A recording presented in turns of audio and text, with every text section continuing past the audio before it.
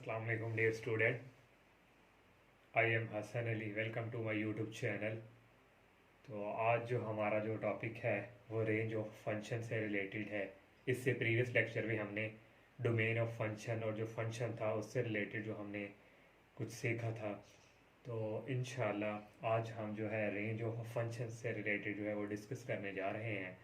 तो मेरी आप सबसे यही रिक्वेस्ट है, आप मेरे चैनल को सब्सक्राइब करें, लाइक करें, ज़्यादा से ज़्यादा फ्रेंड के साथ शेयर करें। हम अपने टॉपिक की तरफ आते हैं। तो रेंज ऑफ फंक्शन तो मैंने आपको प्रीवियस लेक्चर में बताया था कि जो रेंज है वो बेसिकली क्या है, आउटपुट। रेंज हमारे पास आउटपुट है। हमने कोई एक यहाँ फंक्शन ले लिया, let's suppose y equal f of x equal 2x plus 4। ये हमारे पास एक फंक्शन है। तो हमारे पास ये जो वैल्यू है x की इंडिपेंडेंट ऑफ वैल्यू, ये हम रिप्रेजेंट करती हैं डोमेन को। और हमारे पास ये जो वैल्यूज ऑफ डिपेंडेंट वेरिएबल्स हैं ये हम रेंज को रिप्रेजेंट करती हैं। तो ये हमारे पास डोमेन और रेंज।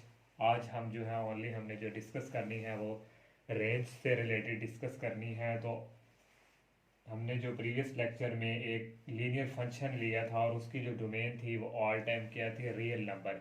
रियल नंबर ऐसे कि हमारे पास ये एक फंक्शन है, ये जो है हमारे पास अनडिफाइंड कभी नहीं हो सकता। यहाँ x की कोई भी वैल्यू पुट करें हम तो हमारा जो फंक्शन है वो अनडिफाइंड नहीं हो सकता।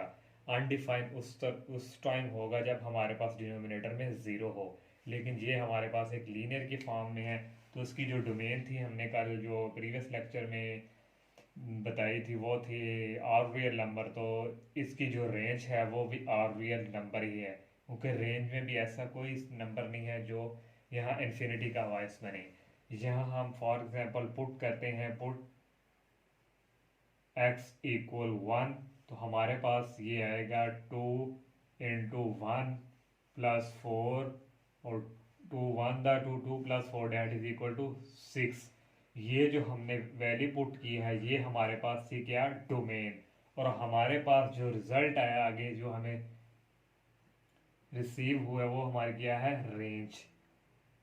वो हमारी रेंज को रिप्रेजेंट करती है। और यहाँ x की कोई भी वैल्यू ज़ीरो भी पुट करें, फॉर एग्जांपल हम यहाँ x की वैल्यू ज़ीरो पुट करके देखते हैं, पुट x इक्वल 0, तो हमारे पास यहाँ आएगा 2 इंटू एक्स की जगह आ गया 0 प्लस 4, तो डैट इज इक्वल 4। अगर हम x की जगह पुट x इक्वल 1/2, तो हमारे पास यहाँ 2x की जगह आ गया 1/2 और प्लस 4। ये 2 से कैंसिल हो गया, ओनली हमारे पास आ गया 1 plus 4 that is equal to 5। तो देखिए हम यहाँ कोई भी वैल्यू x की पुट करते हैं तो हमारा जो फंक्शन है वो अनडिफाइंड नहीं है। तो यहाँ से हमें जब हमारा फंक्शन ही अनडिफाइंड नहीं हो रहा तो जो इसकी जो डोमेन है वो भी जो रेंज है वो भी आर रियल नंबर। तो हमारी जो इसकी रेंज है वो भी और रियल नंबर। और रियल नंबर को लिखने का है माइनस इन्फिनिटी से प्लस इन्फिनिटी। ये था एक फंक्शन जो हमने लिया और उसकी जो रेंज है वो ऑल रियल नंबर। आपके पास कोई भी हमारे पास कोई फंक्शन आ जाए इस फॉर्म में लीनियर में, 2x plus 3, x plus 2, x plus 1, 2x plus 7, तो उसकी जो रेंज होगी वो ऑल टाइम रियल नंबर। ये तो ये था हमारे पास एक लीनियर की फॉर्म है। अगर हम इसी को डिनोमिनेटर की फॉर्म में ले जाएं,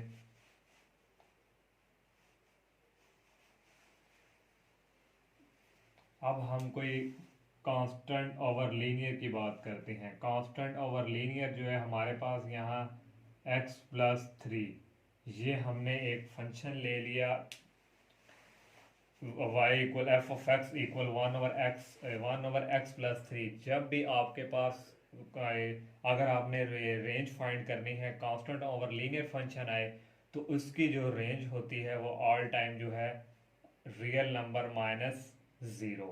रियल नंबर माइनस 0 इसकी जो रेंज है वो, अगर आपके पास एमसीक्यूज आए तो कांस्टेंट ओवर लीनियर में फंक्शन, तो उसकी जो रेंज है वो ऑल टाइम हमेशा जो है वो आर रियल नंबर माइनस 0। तो अब हम चेक करते हैं कि रेंज में ज़ीरो क्यों नहीं शामिल। तो इसके लिए हम जो हमारा डिनोमिनेटर है यहाँ हमने ज़ीरो नहीं बनने देना। अगर हमारा यहाँ ज़ीरो बन गया तो वो हमारा क्या हो जाएगा, फंक्शन अनडिफाइंड। लेकिन हम ये जानना चाह रहे हैं कि रेंज में ज़ीरो क्यों नहीं शामिल। तो इसके लिए हमारे पास ये जो फंक्शन है x+3, इसको हम इक्वल रखते हैं ज़ीरो के। हम इसको अपनी जो रेंज है उसका हिस्सा मानते हैं कि ये हमारी रेंज के इक्वल है। लेट्स सपोज हमने इसको मान लिया, तो हमारे पास जो पुट इधर हम करते हैं, पुट x=1। अगर हम यहाँ x=1 पुट करते हैं तो हमारे पास यहाँ क्या आ जाएगा, x की जगह आ गया 1+3, तो इक्वल हमारे पास आ गया 0। तो 1+3 that is equal to 4, 4 equal to 0। देखिए हमने कोई एक x की वैल्यू पुट की और हमारे पास जो रिजल्ट है 4 इक्वल, तो ऐसा पॉसिबल है कि 4 इक्वल 0 के आ जाए? ऐसा तो बिल्कुल भी पॉसिबल नहीं है। 4 अगर 4 के इक्वल आए तो फिर पॉसिबल है, लेकिन हमने यहाँ रेंज को 0 के इक्वल रखा, लेकिन हमारे पास जो रिजल्ट आया है वो 4 इक्वल 0। ऐसा तो पॉसिबल नहीं है। जब पॉसिबल नहीं है तो हम कहेंगे 4 डज नॉट इक्वल टू 0। ये भी इसके इक्वल नहीं हो सकता और ये भी इसके इक्वल नहीं हो सकता। तो इसीलिए जब हमारा 4 के इक्वल 0 नहीं, तो इसीलिए हमने यहाँ कहा कि हमारी जो रेंज है वो रेंज में से जस्ट हमने 0 को स्किप करना है। तो ये था इसका तरीकाकार एक चेक करने का, कि हम चेक तो करें क्या ये जो 0 है वह रेंज में क्यों नहीं शामिल।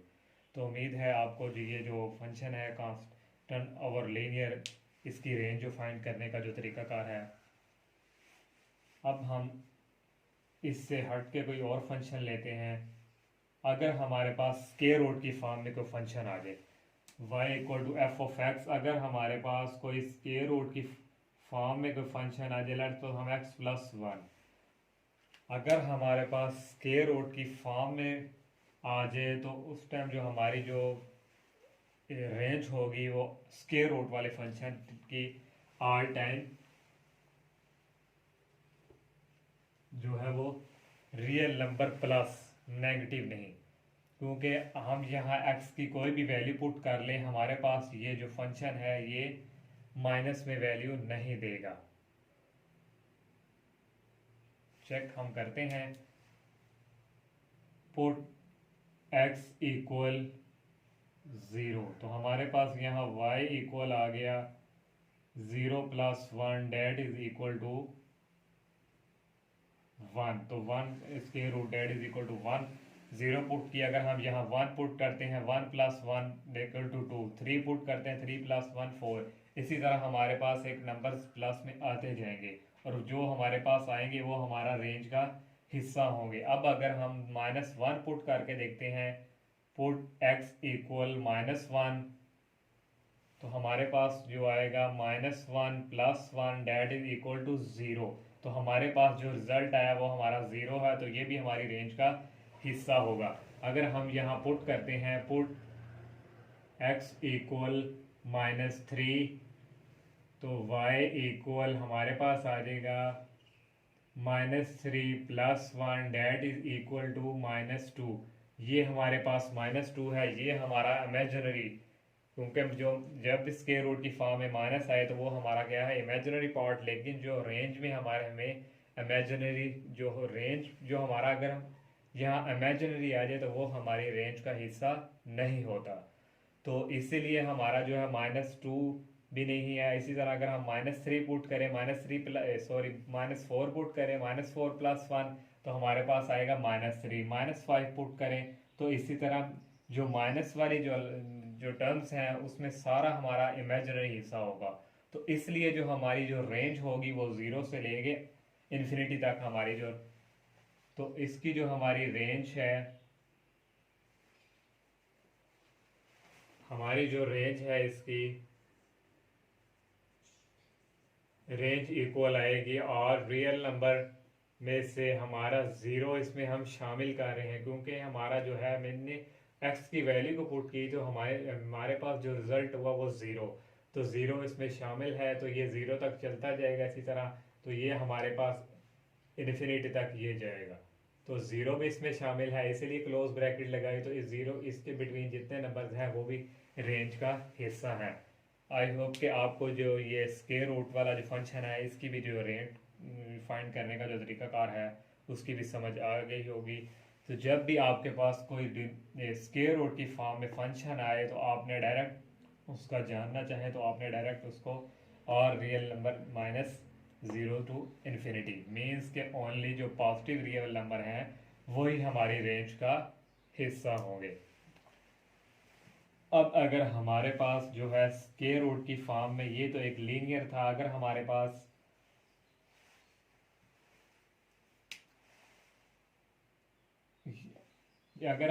पास लीनियर ओवर लीनियर आ जाए, फॉर एग्जांपल हमारे पास है ए एक्स प्लस बी और सी एक्स प्लस डी, अगर लीनियर ओवर लीनियर की फॉर्म में हमारा जो फंक्शन है वो आ जाए तो उस टाइम जो हमारी रेंज होगी वो coefficient of x in nominator and coefficient of x in denominator, तो ये हमारी रेंज, इसकी रेंज को लिखने का तरीकाकार है कोएफिशिएंट ऑफ, ये हमारी आ जाएगी R real number minus A over C. तो रेंज को लिखने का जो अंदाज है तरीकाकार, अगर आपके पास कोई फंक्शन लीनियर ओवर लीनियर की फॉर्म में आ जाए तो इस तरह ये, और अगर डोमेन की बात करें तो डोमेन हमारे पास हुआ करेगी डी ओवर सी। जो अगर इसकी डोमेन की बात करें तो डोमेन हमारे पास जो होगी वो R real number minus D over C. अब हम कोई एक फंक्शन लेते हैं तो वहाँ चेक करते हैं y equal let's suppose 5x plus 7 2x plus 3, तो ये हमने एक फंक्शन ले लिया। तो आपको पता है इसकी जो हमारी रेंज है, रेंज आएगी हमारी 5/2, सॉरी और रियल नंबर माइनस 5/5/2, ये हमारी रेंज है। अब हम चेक करते हैं कि 5/2 जो है ये हमारी रेंज का हिस्सा क्यों नहीं है। तो हमारे पास ये जो फंक्शन है रेंज का, ये है 5x प्लस 3, जो हमारे पास जो फंक्शन है 2x प्लस 3, हमारी ये रेंज जो है 5/2 नहीं है, लेकिन हम यहाँ कह सकते हैं कि ये हमारी रेंज का हिस्सा है। लेट्स सपोज हमने इसको कह दिया कि ये हमारी रेंज का हिस्सा है, हमने चेक कर रहे हैं तो cross multiplication 2 into 5x plus 3 equal 5 into 2x plus 3, 2 को 5 से मल्टीप्लाई करें तो 10x, 2 को 3 से 6, that is equal 5 to the 10x और प्लस 15, 5 को 3 से करें तो ये हमारे पास जो कांस्टेंट वाले हैं उनको एक साइड पे कर देंगे।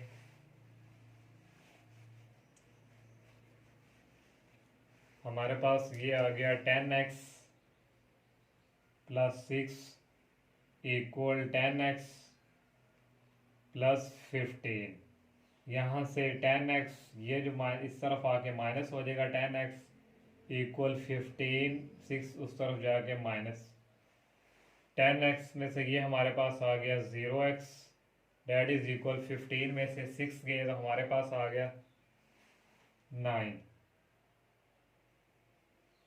तो हमारे पास 0 इक्वल 9। क्या ऐसा पॉसिबल है कि 0 9 के इक्वल आ जाए या 9 0 को इक्वल आ जाए?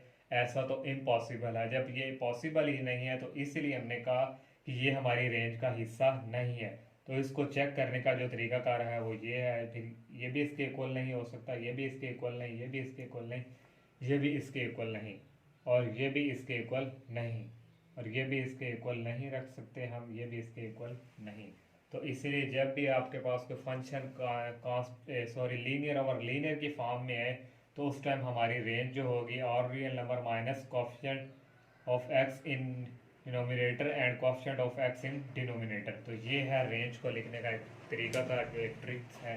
तो अब हम कोई फंक्शन, पहले हमने जो फंक्शन इससे पहले जो हमने फंक्शन लिया था वो एक स्क्वायर रूट की फॉर्म में था। अगर हमारे पास स्क्वायर रूट की फॉर्म में y equal f of x equal x square minus 9, इस फॉर्म में अगर हमारे पास स्केयर की फॉर्म में वेरिएबल जो है वो आ जाए तो उस टाइम जो हमारी जो रेंज होगी तो देखें अगर हमारे पास यहाँ x की वैल्यू फॉर एग्जांपल हम पुट करते हैं, पुट x इक्वल 1, तो हमारे पास y इक्वल आएगा, x की जगह आ गया 1 का स्केयर और यहाँ -9, 1 का square that is equal to 1, 1 -9 that is equal to -8, -8, तो ये हमारा इमेजिनरी है पार्ट आ गया। तो ये जो हमारे पास आया है ये हमारी डोमेन का हिस्सा, सॉरी रेंज का हिस्सा नहीं होगा। अगर हम x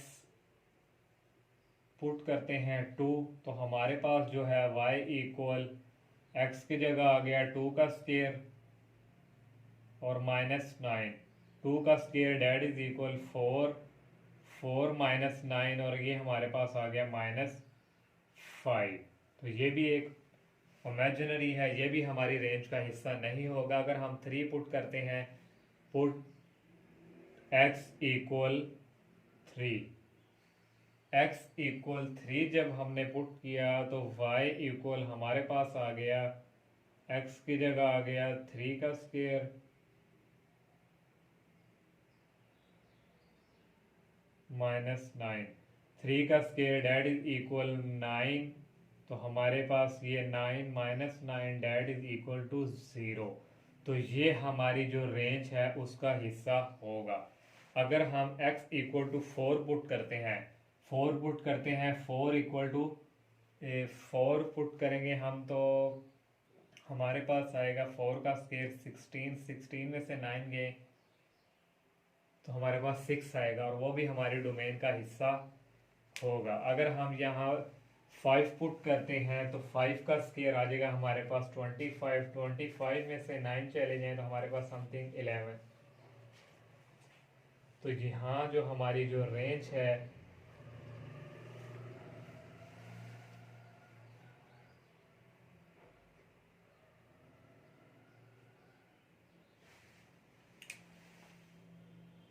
हमारी जो रेंज यहाँ आ जाएगी और रेंज इक्वल 0 इन्फिनिटी। मैंने प्रीवियस जो एग्जांपल है वहाँ ओनली हमने x+4 या x+3 जो वेरिएबल है उसकी पावर वहाँ थी 1।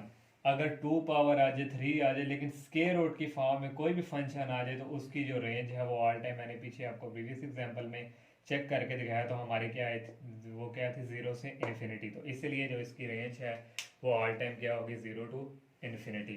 तो आज ये जो रेंज से रिलेटेड जो हमारा कंसेप्ट था ये क्लियर हो चुका होगा इंशाल्लाह। जितने भी हमने ट्रिक्स किए, जितने भी हमने इसकी जो एग्जांपल्स हैं वो सॉल्व की, स्क्वायर रूट की फॉर्म में, लीनियर की फॉर्म में, कांस्टेंट ओवर लीनियर की फॉर्म में, अगर हमारे पास कोई फंक्शन आ जाए, उम्मीद है आपका जो ये जो रेंज है इस जो फाइंड करने का जो तरीकाकार है आपको क्लियर हो चुका होगा।